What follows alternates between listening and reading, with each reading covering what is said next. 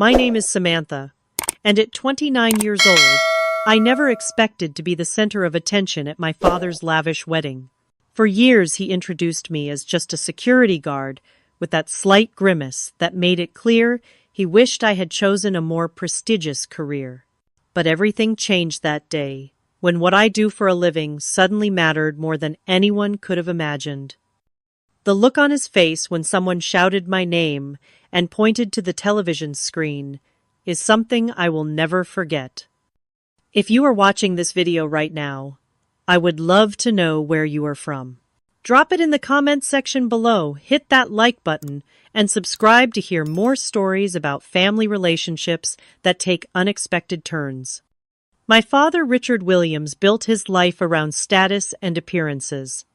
As a senior investment banker at one of New York's most prestigious firms, he measured success in dollar signs and social connections. Our home in the suburbs was immaculate, our vacations were extravagant, and our family photos perfectly staged for his office desk. But beneath that polished exterior, our relationship was always strained by his impossible expectations. I was 12 when my parents divorced. My mother, Audrey, had finally had enough of his constant absence and emotional distance. She was a kindergarten teacher who valued compassion over competition, and their values had grown too far apart. The custody arrangement meant I spent weekdays with Mom in her modest apartment and weekends in Dad's sleek penthouse overlooking Central Park. Those weekend visits became increasingly tense as I grew older and began making my own choices. Dad had my life mapped out: prestigious university law school, then joining one of his friends' firms. When I announced my plans to join the military after high school, he reacted as though I had told him I was joining the circus. The military he had scoffed during one of our tense dinners. Samantha, people from our background do not enlist. They become officers if they must serve at all. I enlisted anyway. 4 years in the Army taught me discipline, leadership, and most importantly, that I had a passion for security and protection. After my honorable discharge, I used my GI Bill to get a degree in criminal justice while working part-time as a campus security officer. From there, I built a career that made me proud, even if it never impressed my father. By 29, I had worked my way up to a senior position at Meridian Protection Services, one of the most respected private security firms in the country. We handled everything from executive protection to event security for high-profile clients. I specialized in threat assessment and had recently led security for a diplomatic conference that earned our firm industry recognition. My supervisor had even nominated me for a Professional Achievement Award. None of that mattered to Dad. In his world, success had a narrow definition. The fact that I wore a uniform instead of a power suit meant I had failed to meet his standards. When his wedding invitation arrived in the mail, I almost threw it away.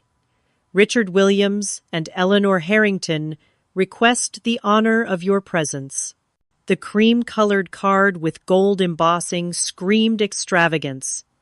Eleanor was wife number 3, a socialite from a banking family who moved in the same circles as my father. They had met at a charity gala, and their engagement had been announced in the society pages of the New York Times. "You should go," my friend Alicia urged when I showed her the invitation over coffee. "Maybe this time will be different." Different how I stirred my latte absently. He will introduce me as his disappointment of a daughter who chose to be a security guard instead of a lawyer. "Then prove him wrong," Alicia said. "Show up looking amazing, be polite but confident, and do not let him make you feel small." Shopping for wedding attire with Alicia turned into an all-day event. We finally settled on a navy blue dress that was elegant without being flashy, paired with simple silver jewelry. Looking in the mirror, I felt a flutter of hope. Maybe this time he would see me as the accomplished professional. I was not the daughter who had disappointed him. The night before the wedding, I called Mom for moral support. "Just remember, honey," she said, "his inability to appreciate your choices is his failure, not yours. You have built a life that makes you proud, and that is what matters." I held on to those words as I packed my overnight bag for the weekend at the luxury resort where the wedding would take place. Deep down, a small part of me still hoped for reconciliation, for some sign that my father could see my value beyond the career path I had chosen. It was that glimmer of hope that made me pack the invitation book, the train ticket, and prepare to face the judgment that awaited me. What I could not have known then was how dramatically this wedding weekend would change everything between us. The Rosewood Resort sprawled across 30 acres of manicured gardens and pristine beach. As my taxi approached the main building, I spotted white tents gleaming in the distance where I assumed the ceremony would take place. Even from afar, I could see the elaborate floral arrangements and crystal decorations catching the midday sun. The lobby buzzed with wedding guests checking in, many of whom I recognized from Dad's social circle. Women in designer sundresses with perfectly highlighted hairmen in tailored casual wear discussing stock options and real estate investments. I felt instantly out of place, despite my carefully chosen outfit. "Samantha," my father's voice, carried across the lobby. He approached with Eleanor on his arm, both of them looking like they had stepped out of a luxury lifestyle magazine. "You made it." His greeting was polite but distant, a quick cheek kiss that barely made contact. Eleanor offered a practiced smile that never reached her eyes. "So glad you could join us," she said, her gaze already drifting to more important guests arriving behind me. "The rehearsal dinner is at 6. Do make yourself comfortable until then." They moved on quickly, leaving me standing alone with my overnight bag. A bellhop appeared to take my luggage to my room, and I found myself with hours to kill before the evening's events. The rehearsal dinner took place in a private dining room overlooking the ocean. Round tables draped in white linen filled the space, each decorated with elaborate centerpieces of orchids and roses. Place cards in elegant calligraphy directed guests to their assigned seats. Mine was at a peripheral table far from the head table where my father and Eleanor would sit. I was midway through a glass of wine when my father appeared with an older couple in tow. "This is my daughter Samantha," he said, his tone casual. "She is a security guard." Not a security professional, not a threat assessment specialist, not a senior operative with Meridian Protection Services. Just a security guard, as though I spent my days checking IDs at a department store. "How?" "Interesting," the woman said, clearly struggling to find something positive to say. "Richard tells us you were in the military," her husband added, attempting to rescue the conversation. "Yes, Army," I confirmed. 4 years active duty." "Well, thank you for your service," he said, and I could see them both mentally searching for a graceful exit from this conversation. "My father provided it. Let me introduce you to Eleanor's brother. He just made partner at Goldman Sachs." As they walked away, I overheard the woman whisper, "A security guard. With Richard's connections, she could have been anything." This scene repeated itself throughout the evening. Each introduction followed the same pattern. "My daughter Samantha. She is a security guard." Sometimes, he would add, "She chose a different path," with a slight shrug that communicated volumes of disappointment. By the time dinner was served, I had been introduced to at least 15 people, each time reduced to my job title, stripped of all context and accomplishment. Each introduction chipped away at my resolve to stay for the entire weekend. During the main course, I escaped to the restroom and texted Alicia. This was a mistake. He has introduced me as just a security guard to everyone. Her reply came quickly. "Remember why you are proud of what you do. His opinion does not change your value." When I returned to the dining room, I found myself seated next to the event photographer, perhaps the only person there working in a service capacity like me. "Tough crowd," he commented quietly, nodding toward the table where my father held court. "You have no idea," I replied. "I overheard one of your introductions," he admitted. "For what it is worth, security is way more important than what most of these people do. I would rather have someone who can protect people than another investment banker." His kindness nearly brought me to tears. I managed a smile and thanked him for the support. As the evening wore on, I retreated further into myself, sipping water instead of wine to stay clear-headed. I contemplated leaving first thing in the morning, skipping the wedding entirely. The thought was tempting, but something kept me there. Perhaps it was stubborn pride, or the tiny hope that tomorrow might somehow be different. What I did not know then was how different it would be, though not in any way I could have imagined. The wedding day dawned sunny and clear. The ceremony was scheduled for 4 in the afternoon, with cocktails and reception to follow. I spent the morning avoiding the wedding party, opting instead for a long walk on the beach and a quiet lunch on my room's balcony. By 3:30, guests were beginning to gather in the garden, where rows of white chairs faced an elaborate floral arch. I slipped into a seat in the back row, exchanging polite nods with strangers who had no idea who I was. Better that way, I thought, than another humiliating introduction. It was during the pre-ceremony bustle that I first noticed something off.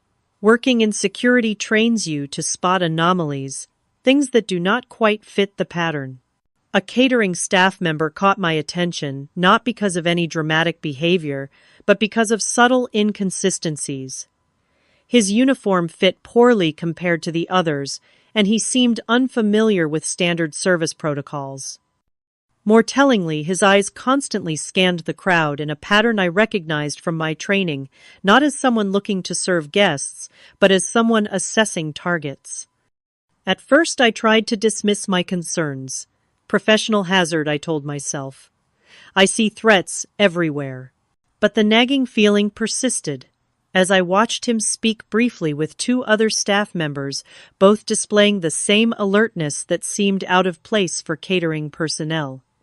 I discreetly moved closer, positioning myself near a service entrance where I could observe without being obvious. The man I had first noticed disappeared inside, and against my better judgment, I followed at a distance. The service corridor led to a kitchen area, bustling with actual catering staff. The man I was following slipped through quickly and entered a storage room at the far end. I waited, pretending to be looking for a restroom, when a kitchen worker glanced my way. Minutes later, the storage room door opened, and I ducked behind a large cart of glassware. The suspicious man emerged, with the 2 others I had seen earlier. They spoke in hushed tones, but I managed to catch fragments of their conversation. Rich pickings, estimated $2 million in jewelry alone. After the vows, during the champagne toast. 4 more coming through the east entrance. My blood ran cold. They were planning a robbery, and from what I could gather, it would be executed during the reception, when guests would be distracted and valuables less guarded.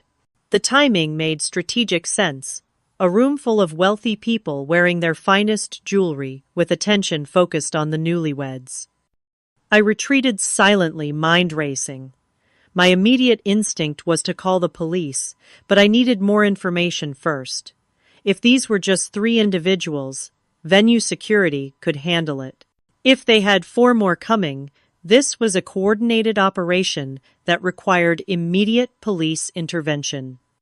Finding a quiet alcove, I placed a call to the local police, keeping my voice low, as I identified myself as a security professional and outlined my concerns. The dispatcher assured me they would send officers to investigate discreetly, but it would take at least 20 minutes for them to arrive.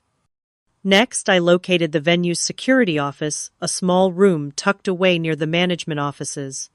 Inside, I found a single security guard monitoring camera feeds. I need to speak with your supervisor immediately, I said, showing my Meridian Protection Services ID. There is a credible security threat to the Williams-Harrington wedding. The guard, a man in his 50s named Carl, according to his name tag, looked skeptical but called his manager. Within minutes, I was explaining what I had observed to the head of resort security, Michael Jenkins. We cannot disrupt the ceremony based on overheard conversation, he said, after listening to my assessment. But I will place additional security personnel around the perimeter and alert staff to be vigilant. The police are on their way, I informed him, but they will not arrive for another 15 minutes at least. In the meantime, I suggest you position your team at all exits and have them watch for anyone matching the descriptions I provided. Jenkins nodded, impressed by my professional approach. Are you carrying? He asked quietly. No, I replied. I am a guest at the wedding. The father of the bride hired additional security for the gift table and jewelry, he noted, checking his clipboard. We have 2 armed guards positioned there already. The threat I overheard suggested multiple perpetrators, I warned, possibly 7 in total with 4 yet to arrive. They mentioned the east entrance specifically. As Jenkins mobilized his team via radio, I returned to the ceremony, which was now beginning. Guests were seated, music played softly, and the wedding party began their procession. I slipped into a seat at the very back, my attention divided between the ceremony and scanning the perimeter for suspicious activity. My father stood at the altar beaming as Eleanor walked toward him on her father's arm. In that moment, as genuine joy crossed his face, I felt a pang of sadness for our broken relationship. But I pushed the thought aside, focusing instead on the immediate threat. As the ceremony progressed, I noticed 2 unfamiliar men in catering uniforms position themselves near the gift table. They moved with a deliberate casualness that raised immediate red flags. I texted Jenkins with their location and description, then slowly made my way toward the back of the seating area to maintain visual contact. The officiant was just pronouncing my father and Eleanor husband and wife when I spotted another suspicious individual near the bar setup for the reception. This one carried what appeared to be a concealed weapon under his jacket.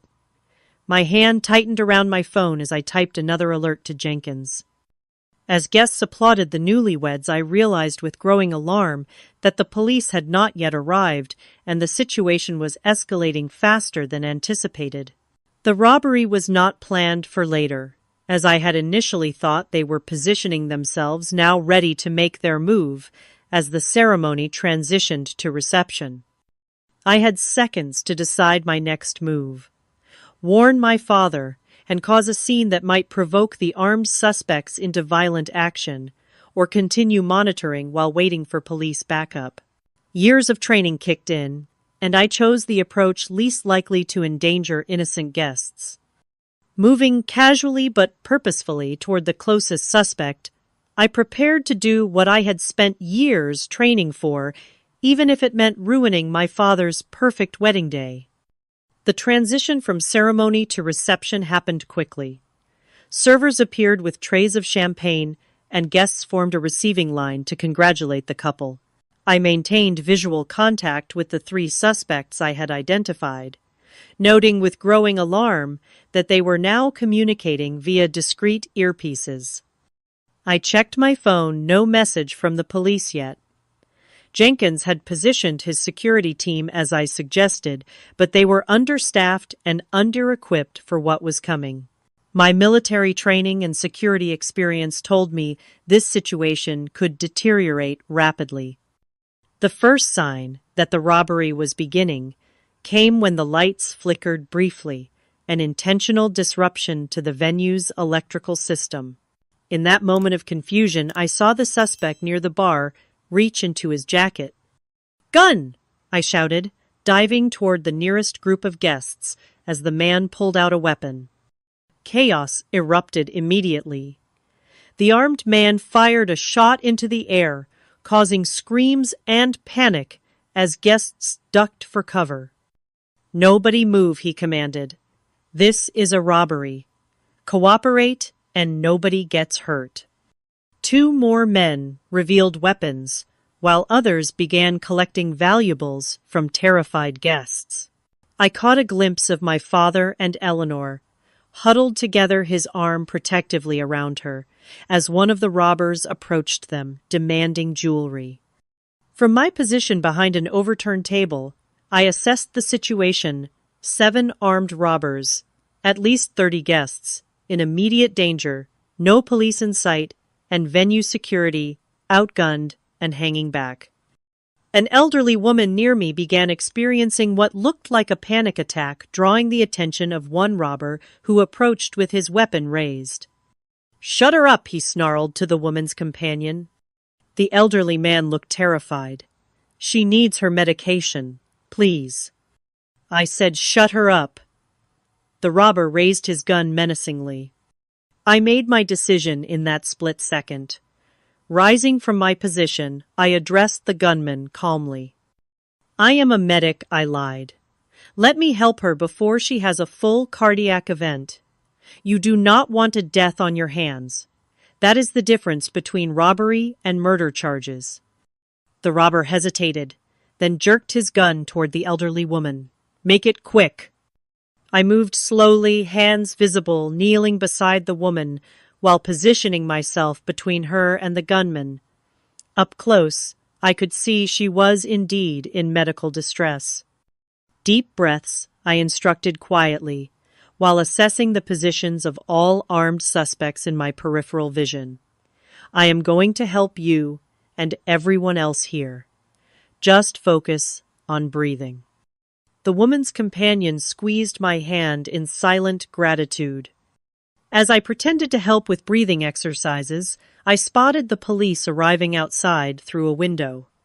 The robbers had not noticed yet, too busy collecting valuables. The leader was now confronting my father, demanding his watch and Eleanor's diamond necklace.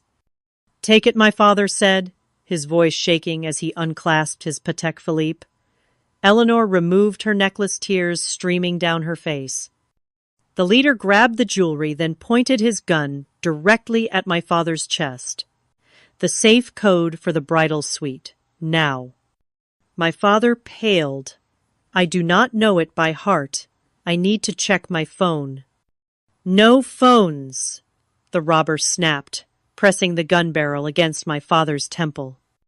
Something inside me snapped at the sight of my father so vulnerable. Whatever our differences, I could not watch him die. I caught the eye of the venue security chief across the room and gave him a subtle nod. He understood my signal and readied his team. "There is a master list of codes at the front desk," I called out, drawing the leader's attention away from my father. "I work here. I can get it for you." The leader turned suspicious. "You work here? Doing what?" "Security," I said, rising slowly to my full height. "I know the resort protocols."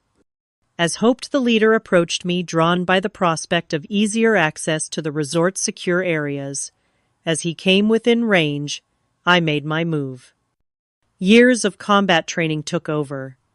In one fluid motion, I disarmed him, using his momentum against him to take control of his weapon, while simultaneously striking a precise blow to his solar plexus. He doubled over, gasping for air as I secured his gun. His accomplice reacted immediately, firing in my direction.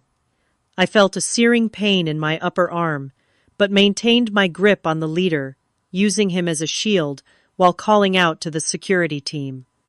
"Now." The venue security team emerged from their positions, as did 2 undercover police officers who had managed to blend in with the crowd. Gunfire erupted briefly, but the robbers, seeing their leader captured and police presence established, began to surrender. One tried to escape through the kitchen, taking a server hostage. I handed the subdued leader to a police officer and pursued despite the bleeding wound in my arm. Moving silently through the kitchen, I located them near the loading dock. "It is over," I called out. "Police have the building surrounded." The robber tightened his grip on the terrified server. "Back off, or I will shoot her." I kept my voice calm and authoritative. "You are making this worse.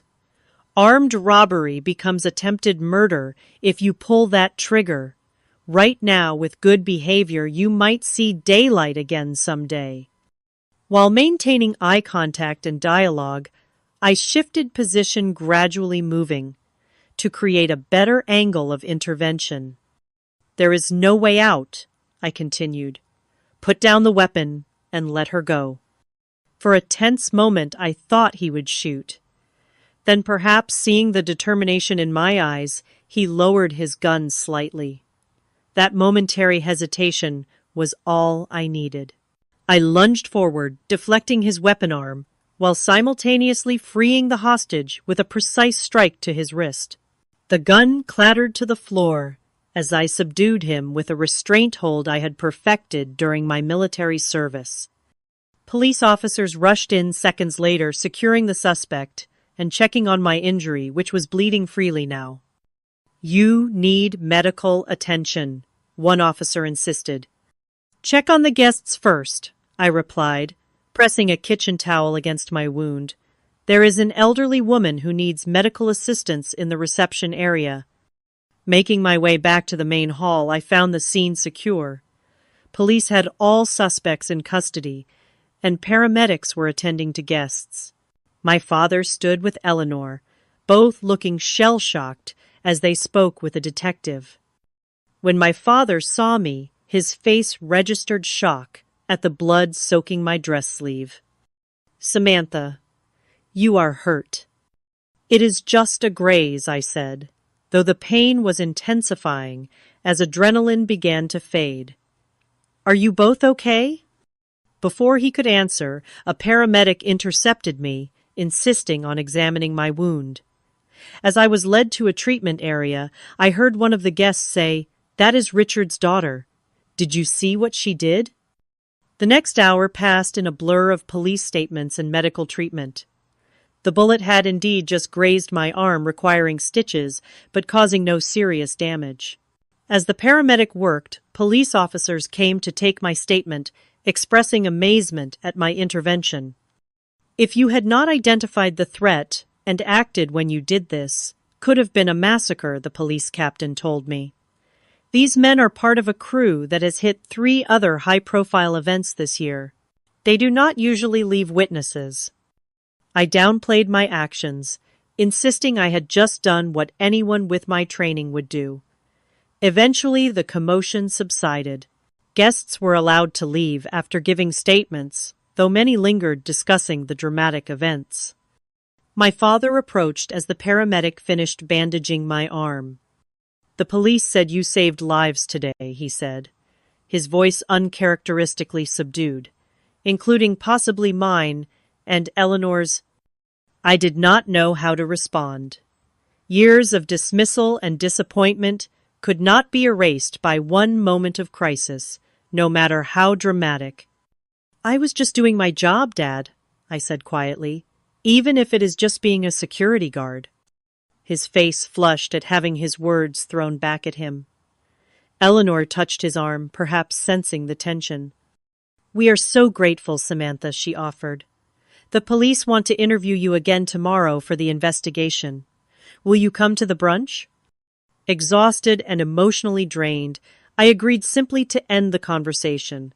All I wanted was to shower change out of my blood-stained dress and sleep. The reception was obviously canceled, the venue, now a crime scene being processed by forensic teams.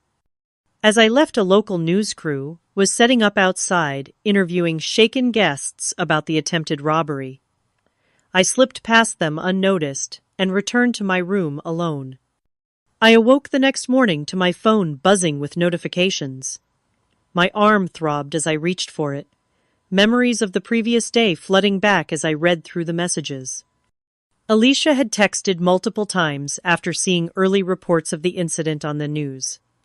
My boss at Meridian had called twice, leaving messages asking if I was okay and saying the company was incredibly proud. There were even messages from former military colleagues who had somehow heard about what happened. The most surprising notification was a voicemail from my mother, Honey. I just saw what happened on the morning news. Call me as soon as you can. I am so proud of you, but so worried too. News I had avoided the reporters yesterday, but apparently the story had still made headlines. I turned on the television in my hotel room and found a local channel already running the story. Breaking news. Attempted armed robbery at luxury resort wedding foiled by security expert. 7 suspects in custody after dramatic intervention by wedding guest identified as security professional Samantha Williams. I watched in disbelief as shaky cell phone footage showed portions of the incident, followed by interviews with grateful guests, describing my actions in increasingly heroic terms. She moved like something from an action movie, one guest gushed. She saved that elderly couple and then took down the leader right as he was threatening the father of the bride. Another segment showed the police captain at a press briefing. The quick thinking and courageous actions of Miss Williams prevented what could have been a tragic outcome. These suspects are part of a crime ring responsible for multiple armed robberies targeting high-profile events. Thanks to Miss Williams, they are now in custody and facing numerous felony charges. I turned off the television, feeling strangely detached from the person they were describing. In truth, I had just relied on my training and done what needed to be done.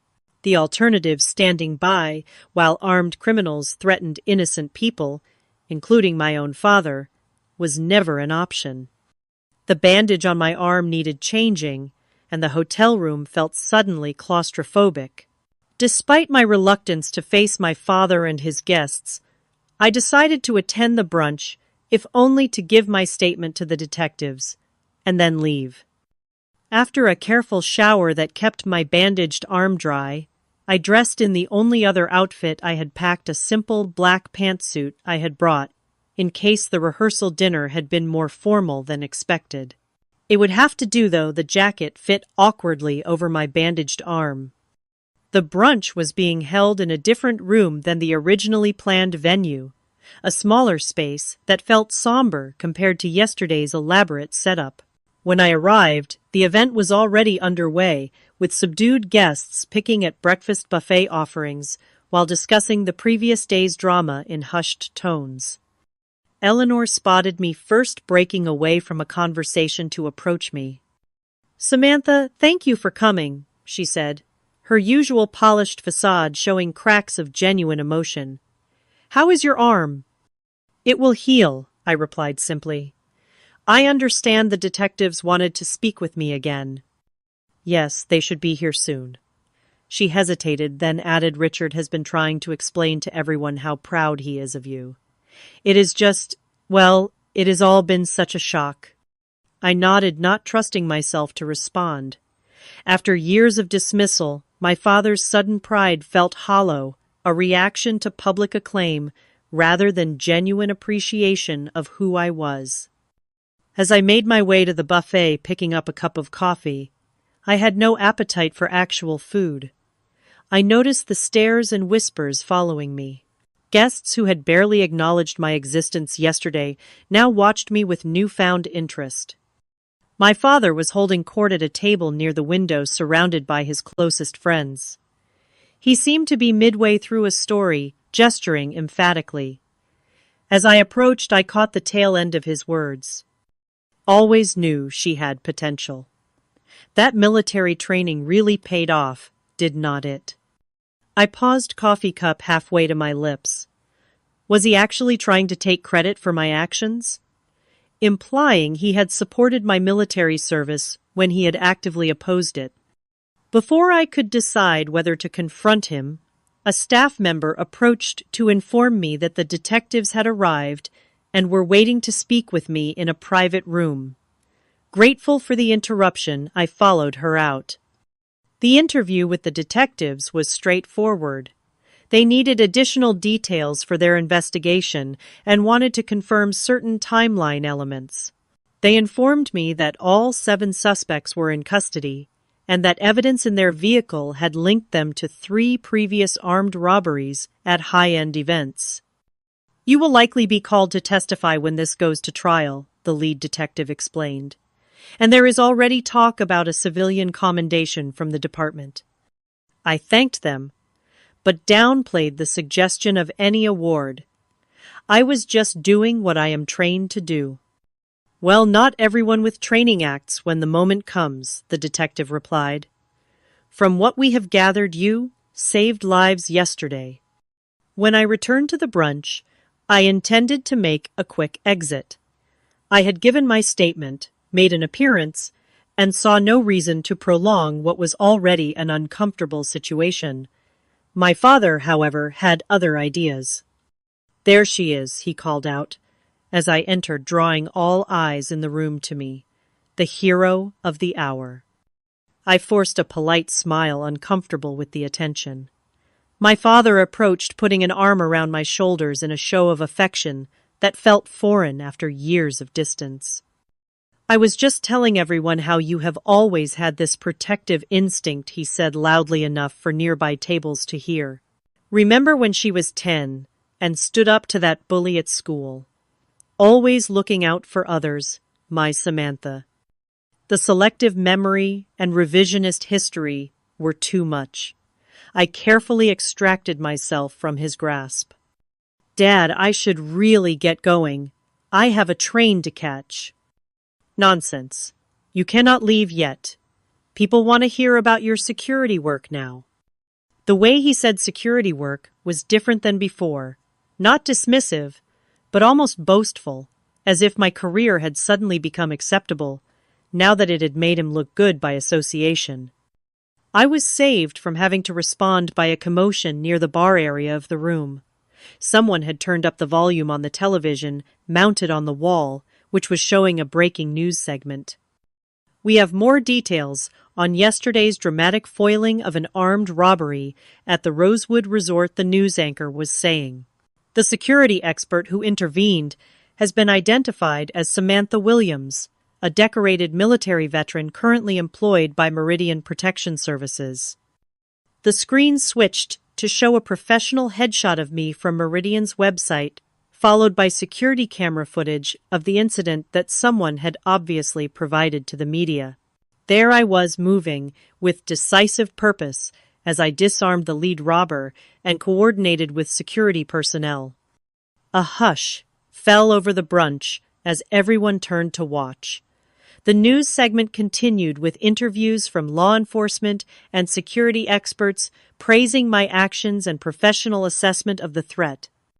Then came something I had not expected: footage of me pursuing the final suspect through the kitchen and resolving the hostage situation captured by the venue's security cameras. I had not realized anyone had recorded that part of the incident. As the footage played, someone across the room exclaimed loudly enough for everyone to hear, "Holy shit, she is on the news." All eyes swiveled from the television to me standing frozen near the doorway. I watched my father's reaction as he stared at the screen, his champagne glass slipping from his fingers and shattering on the floor. The sound seemed to echo in the sudden silence of the room. The news anchor continued. "According to police, this criminal organization has been targeting high-profile events for months. Sources close to the investigation tell us the jewelry and valuables they had already collected from guests at yesterday's event were valued at over $300,000 before Williams intervened."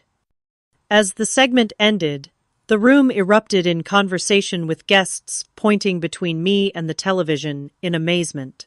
My father remained rooted to the spot, champagne pooling around his expensive shoes, his expression a complex mixture of shock, embarrassment, and something that might have been the beginning of genuine respect.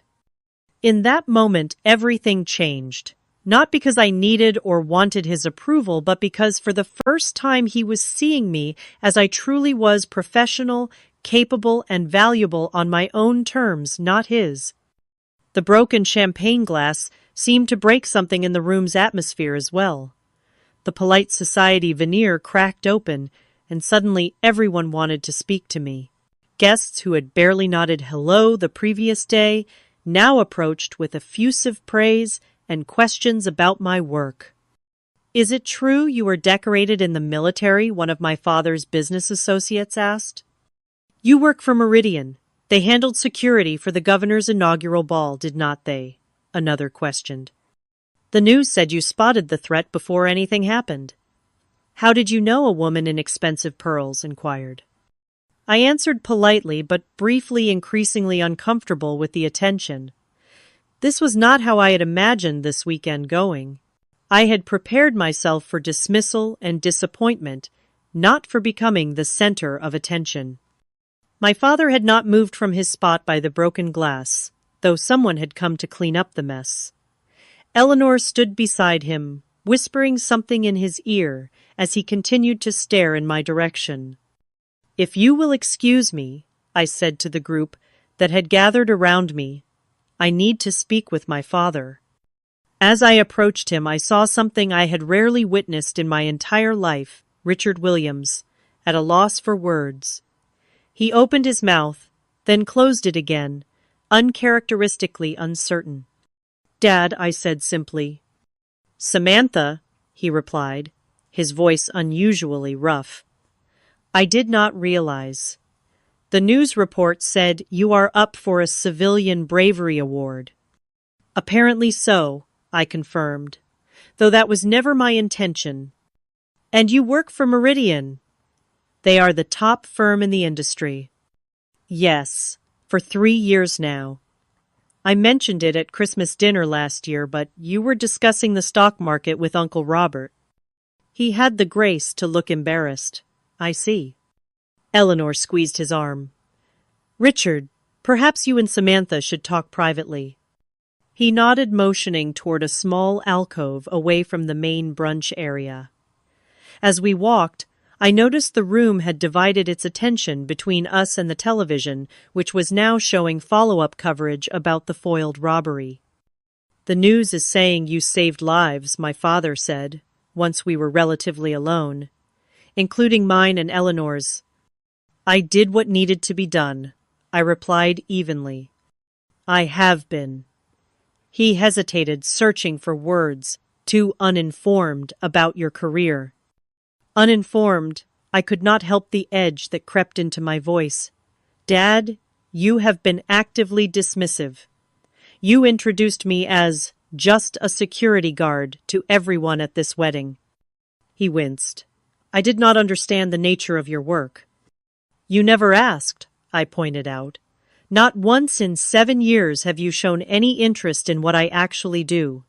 You decided my career was beneath you, and that was that." He looked genuinely surprised. "I thought you were working minimum wage security jobs, mall security, or nightclub bouncer work. And that would make it okay to dismiss me, to make me feel small in front of your friends." The question hung between us. On the television, visible over his shoulder, they were now showing my professional biography, Army veteran criminal justice degree, specialized training in threat assessment, and VIP protection leadership role at one of the most prestigious security firms in the country. My father's eyes followed mine to the screen. "You protect important people," he said slowly, as if realizing something for the first time. "Yes, among other things." "Important people like me," he continued, the irony not lost on either of us. "Yes, Dad. People exactly like you." The weight of that statement settled over us.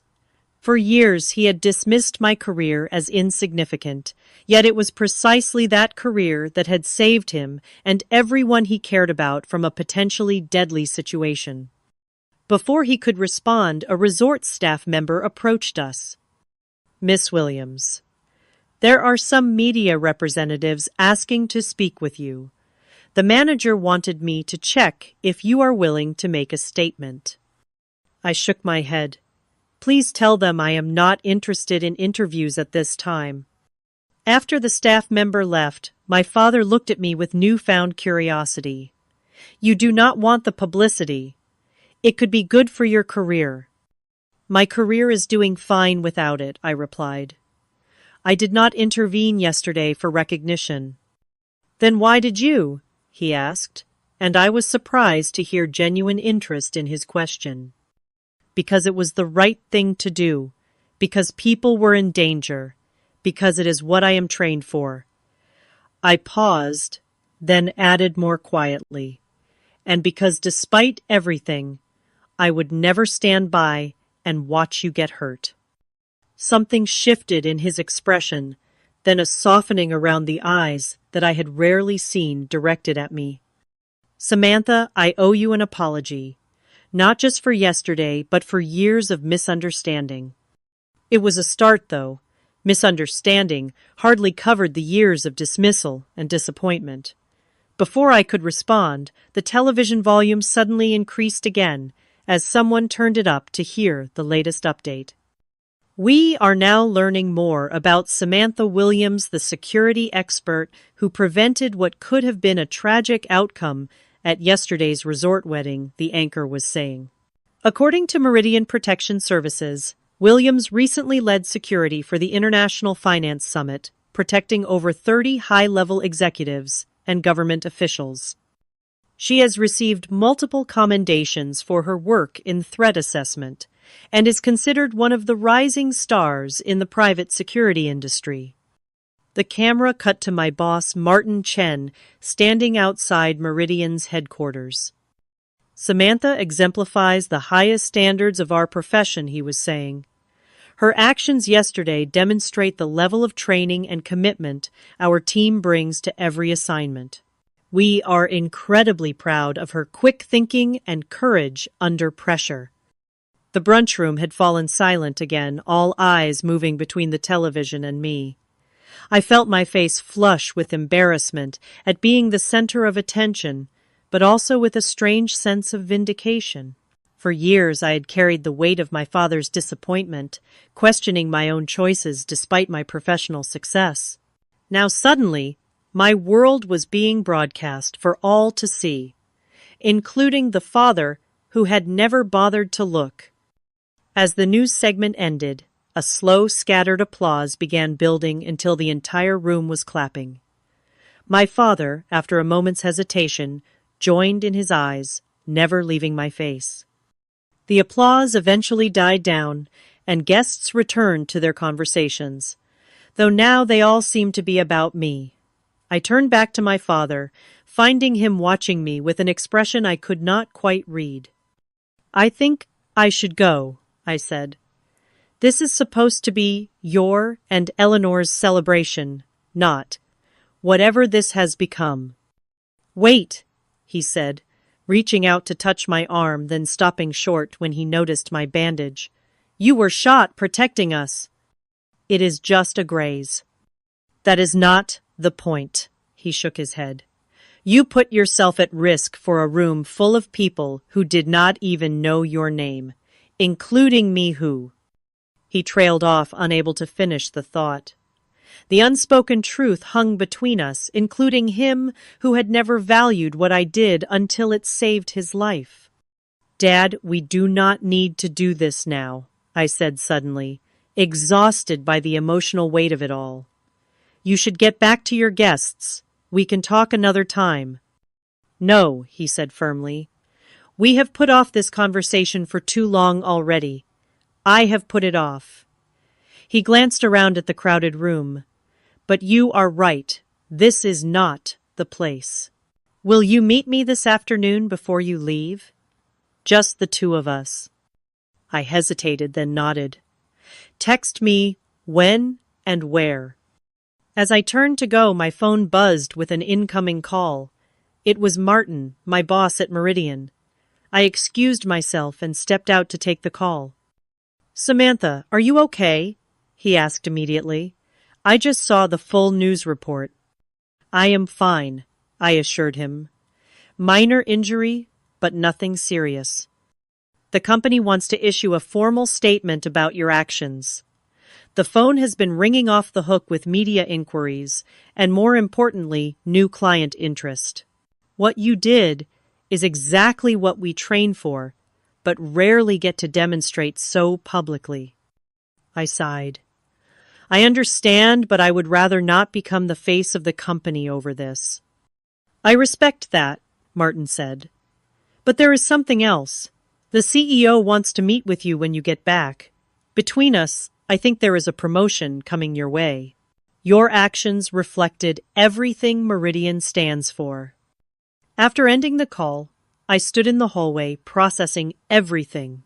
In the span of 24 hours, my entire relationship with my father had been upended. I had become a minor news story, and my career appeared to be taking a significant leap forward. It was a lot to take in. But as I had learned both in the military and in my security work, sometimes the most important moments come when we least expect them. The question now was what to do with this one. My father texted me to meet at a quiet bar on the resort's top floor, away from the remaining wedding guests. When I arrived, he was already there, sitting alone at a corner table overlooking the ocean. 2 untouched drinks sat on the table. "Club soda with lime," he said, nodding to one of the glasses as I approached. "I remembered you do not drink on duty, and I figured with everything that happened." "Thank you," I said, surprised by the thoughtfulness. It was a small thing but significant, coming from a man who had rarely paid attention to my preferences. We sat in awkward silence for a moment before he spoke. "I watched more of the news coverage after you left. They interviewed some security expert who explained exactly what you did, how you recognized the threat pattern, how you positioned yourself strategically, how you used minimal force to maximum effect." He shook his head in wonder.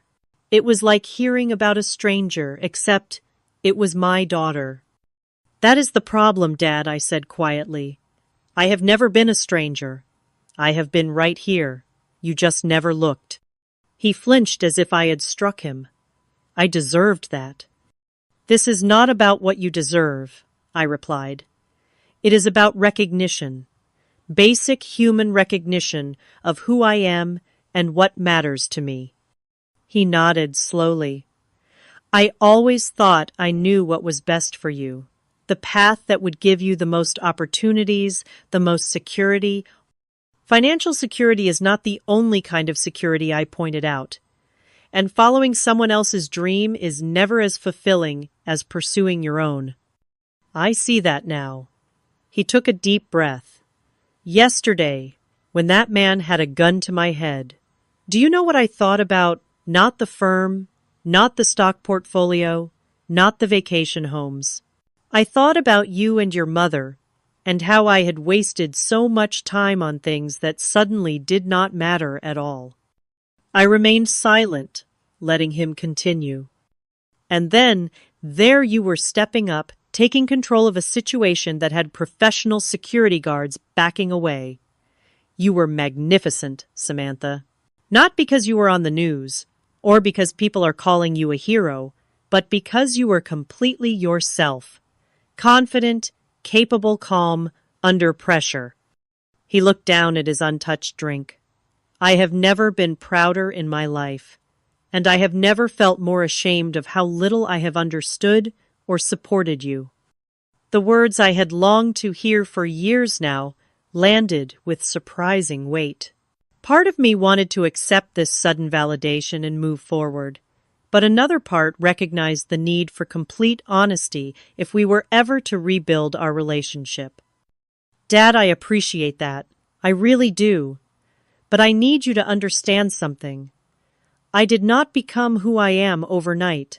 I did not suddenly transform into someone worthy of your respect because I was on the news, or because I prevented a robbery at your wedding. I have been this person all along, dedicated, skilled, committed to something I believe in. The only thing that changed was your perception." He nodded, accepting the truth of my words. "You are right, and I cannot take back the years of dismissal or the damage that caused. I can only tell you that my eyes are open now, and I would like the chance to really know my daughter. The real one, not the one I imagined you should be. That would be a start, I acknowledged. Your mother always said you knew your own mind better than anyone, he admitted with a small smile. She told me years ago that fighting your nature would only drive you away. She was right about that, as she was about many things. The mention of my mother brought a question to mind. Have you spoken to Mom since yesterday? Yes, briefly. She called after seeing the news. His expression softened. She reminded me rather forcefully that she has been attending your professional award ceremonies for years without me.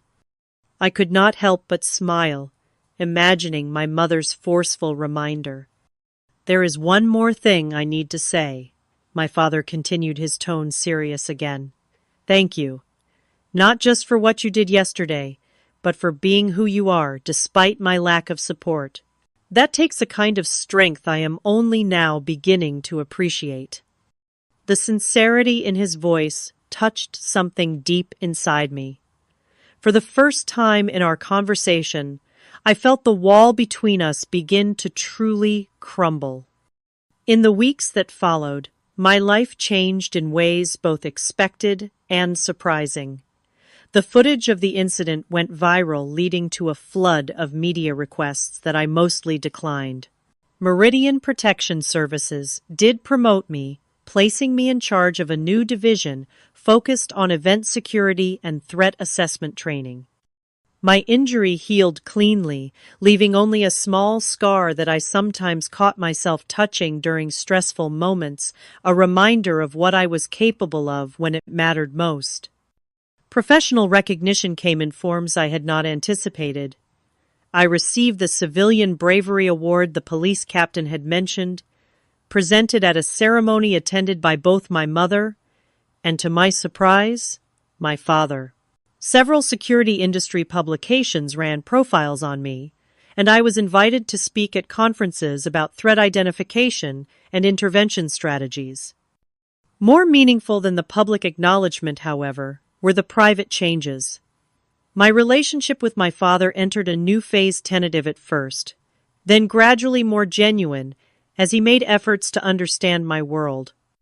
He asked questions about my work, listened to the answers, and even attended a demonstration of tactical response techniques my team had developed.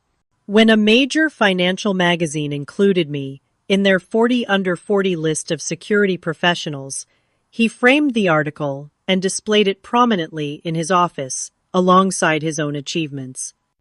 6 months after the wedding, he visited my apartment for dinner, something he had never done before. As we sat at my small kitchen table, he looked around at the modest space with new eyes.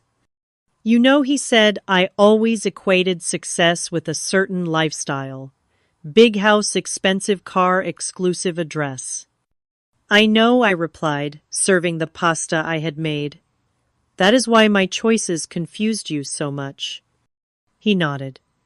But looking at your life now, I see a different kind of success. You have purpose, respect, from your peers' work that makes a tangible difference in the world. He hesitated, then added, You have integrity. That is worth more than any corner office. I smiled, recognizing the significance of those words coming from a man who had spent decades chasing corner offices and country club memberships. Does this mean you will stop sending me listings for law school programs? I teased. He laughed, a genuine sound I had heard too rarely. I think I can safely say your current career path is working out just fine. My healing journey extended beyond my relationship with my father. The incident forced me to confront the ways I had internalized his dismissal, sometimes doubting my own choices despite outward success. Through therapy and deep reflection, I began to fully embrace my path, not in reaction to his disapproval, but as a positive choice that aligned with my values and strengths. I learned that true security comes not from others' validation, but from living authentically. The recognition my father finally gave me was welcome, but I no longer needed it to feel complete. 1 year after the wedding incident, I received an unexpected call from Eleanor. She and my father were hosting a charity gala benefiting first responders, and they wanted me to speak about the importance of security training and emergency preparedness. "Your father is really proud of you," she said, her tone warmer than I had ever heard it. "He tells everyone about your work now. It is actually quite sweet."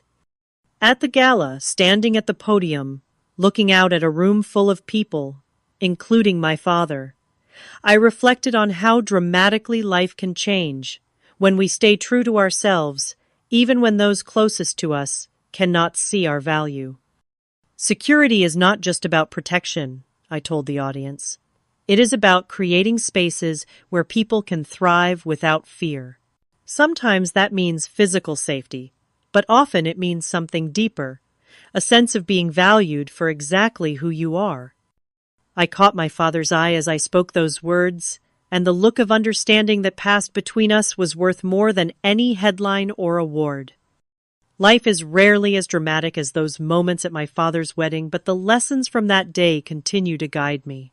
I learned that sometimes we must save ourselves before we can save others, that recognition often comes from unexpected places, and that it is never too late to rebuild what has been broken.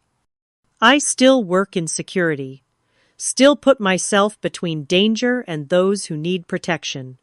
But now I do so with the complete knowledge that my path is valid, valuable, and entirely my own. Have you ever had a moment when someone finally saw your true value after dismissing you for years? Or have you experienced a dramatic event that changed a difficult relationship in your life? Share your story in the comments below. And if you found something valuable in my journey, please like this video, subscribe to hear more stories of personal triumph, and share it with someone who might need a reminder that their path is valid even when others cannot see it. Yet, thank you for listening, and remember, sometimes the greatest security comes from knowing without doubt that you are exactly where you are meant to be.